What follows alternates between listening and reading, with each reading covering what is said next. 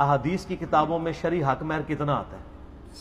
صحیح مسلم کے اندر حدیث موجود ہے.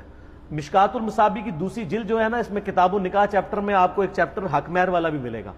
اس میں آپ پڑھ کے دیکھ لیجئے گا کہ نبی صلی اللہ علیہ وآلہ وسلم نے ازواج مطہرات کا جو حق مہر تھا نا، وہ کتنا رکھا تھا وہ آپ دے ہی نہیں سکتے. وہ حق مہر تھا 12.5 اوکیا چاندی، اور ایک اوکیا جو ہے اس میں 40 درہم ہوا کرتے تھے. یہ 500 درہم بنتے ہیں، 500 درہم. اور سنن ابی داؤد، ترمذی اور سنن دارمی میں ملتا ہے کہ نبی علیہ السلام نے اپنی بیٹیوں کا حق مہر بھی یہی رکھا تھا،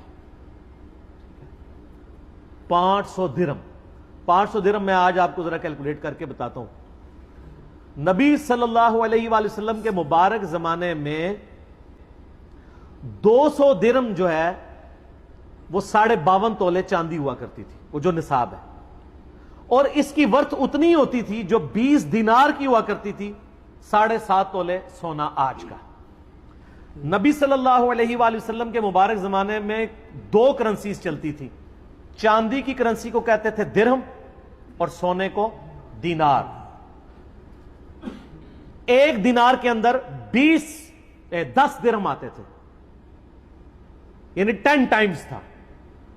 یعنی 1 سونے کا سکہ ہو تو 10 آپ کو چاندی کے سکے ملتے تھے.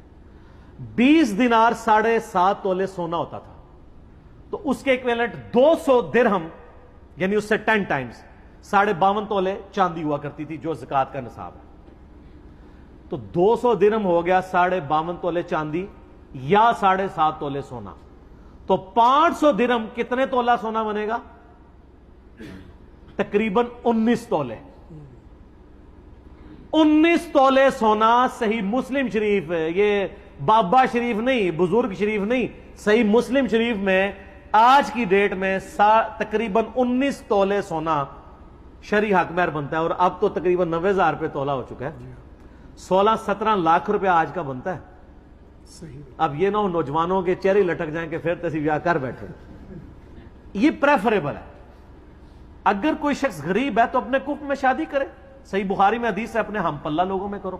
اس میں آپ غریب ہیں تو آپ 5 درہم کے اوپر بھی کر سکتے ہیں، وہ حدیث بھی موجود ہے.